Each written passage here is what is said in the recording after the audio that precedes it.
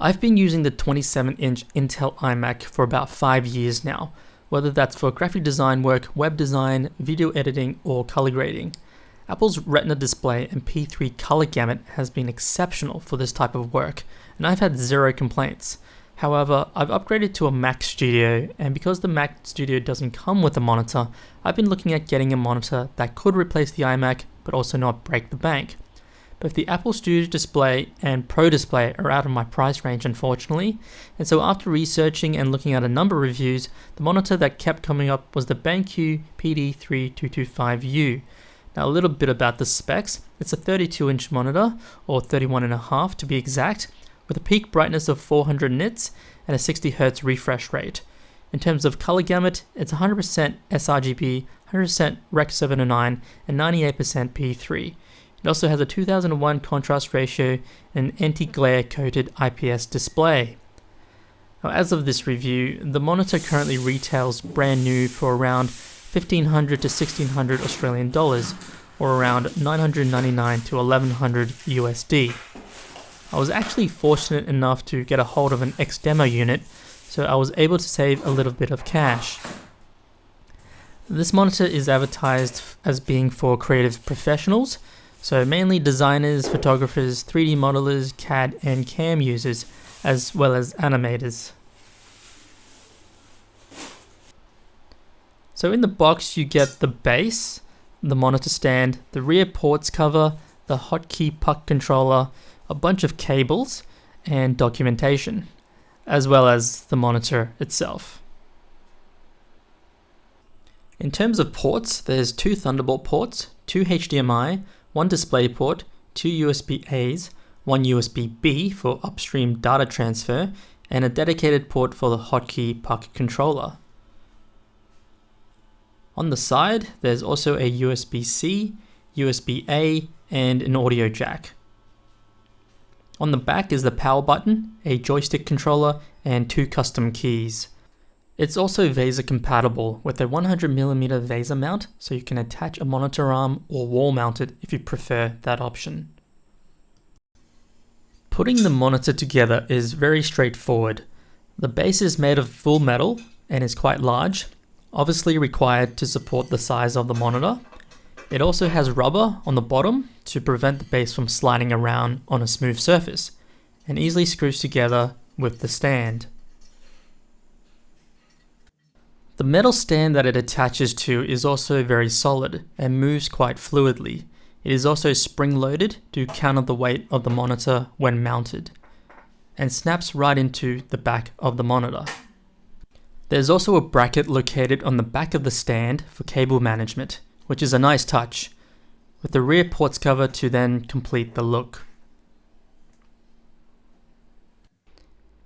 The whole setup is quite versatile, with a good amount of tilting and swiveling maneuverability.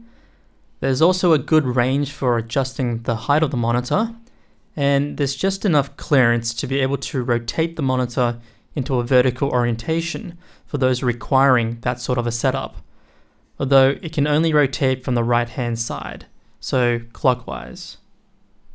The overall build quality is quite solid. As already stated, the base and stand are made of metal, with the rest of the monitor being a hard plastic with lots of ventilation slits on all sides. The display has an anti-glare coating, so it's not very reflective whatsoever. The viewing angle allows for 178 degrees, so you shouldn't have any problems seeing the screen from either side of the monitor. In terms of the size, here it is next to a 27-inch monitor for comparison. The monitor is rated at 400 nits of peak brightness, which is fine for viewing in most scenarios, especially with the lights off or in normal lighting conditions. The Hotkey puck is well built and very user-friendly. The buttons are very tactile, and there's a good amount of feedback from them when you click the buttons or use the dial.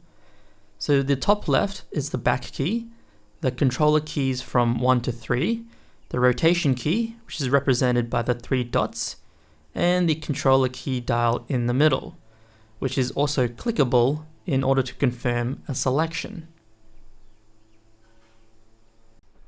To assign the different selections to the puck keys, you need to do that in the custom key section in settings. Custom key 1 and 2 are the buttons located on the back of the monitor.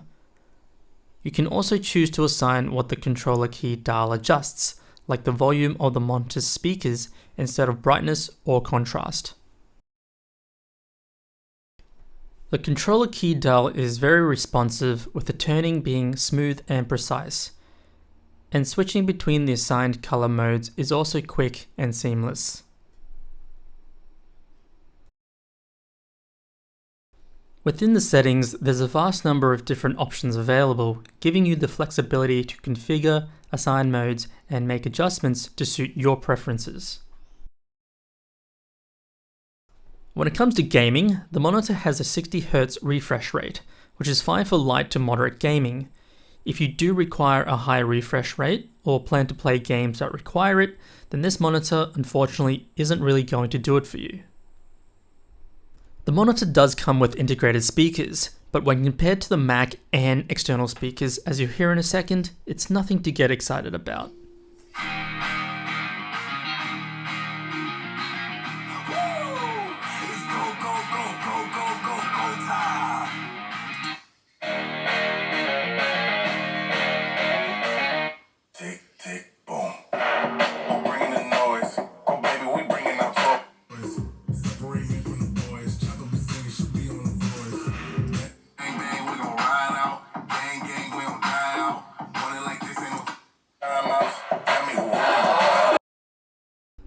The wake-up response time from sleep is also very good. As you can see, it's just a fraction slower than the iMac. And when compared to the iMac, it is slightly less bright, with the iMac being 500 nits. But it does have a higher contrast ratio, with the iMac only having a 1000:1 ratio. That said, the iMac does visibly appear to be more vibrant and have deeper blacks than the BenQ. The iMac uses a Retina display with local dimming, as well as being 100 nits brighter than the BenQ and possibly having better overall panel uniformity, a higher P3 color gamut, as well as the anti-glare coating on the BenQ. All these could factor into why the BenQ doesn't look as rich as Apple displays. However, when it comes to image sharpness, I couldn't see much difference, to my eye anyway, between the 4K resolution and the 5K Retina display, even when zoomed right in. There are some moire patterns appearing on the BenQ monitor that the camera has picked up on, but that's not actually visible to the naked eye. So ignoring that, I'd say that the image sharpness is pretty on par with the iMac, even in different color modes. One of the advertised features of this monitor is the MBook color mode. This is when a Macbook is connected to the monitor, and switching to this mode is meant to closely match the Macbook's Retina display.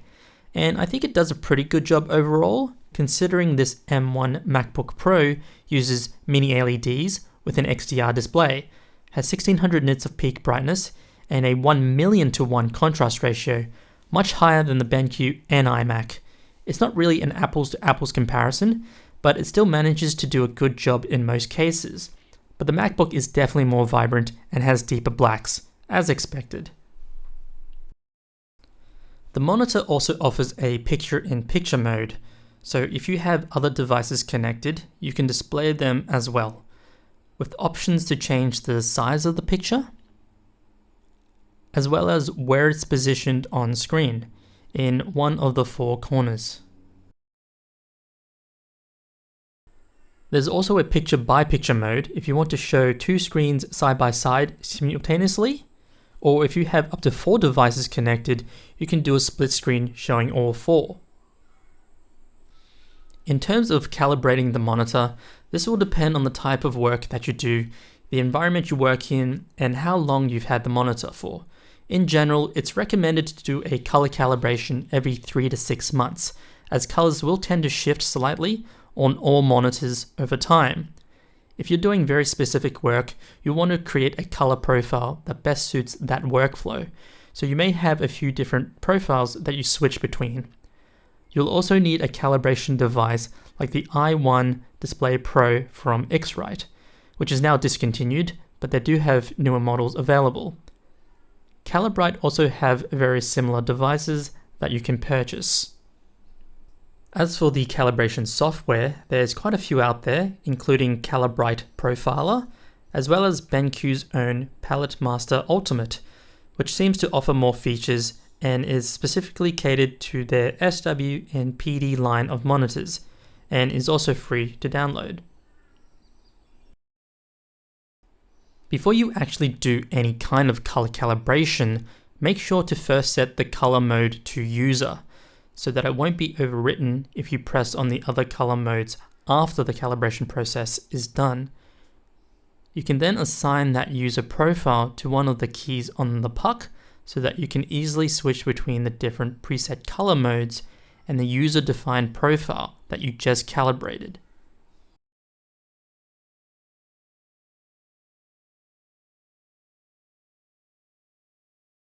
Lastly, BenQ has a free companion app called Display Pilot 2 for their PD, RD, and MA series monitors.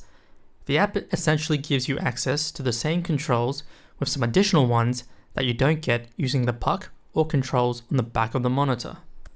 The app itself has a nice and simple interface that allows you to easily choose between the different color modes.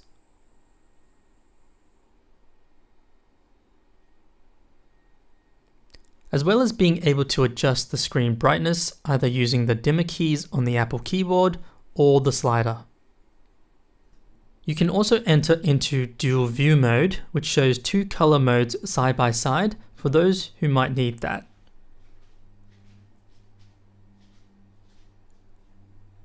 There's also a window partitioning feature with several options to choose from, and you can even create a custom partition for more flexibility. The print assist feature is quite unique and displays different paper sizes at its actual size as an outline for reference, which may come in handy for some people.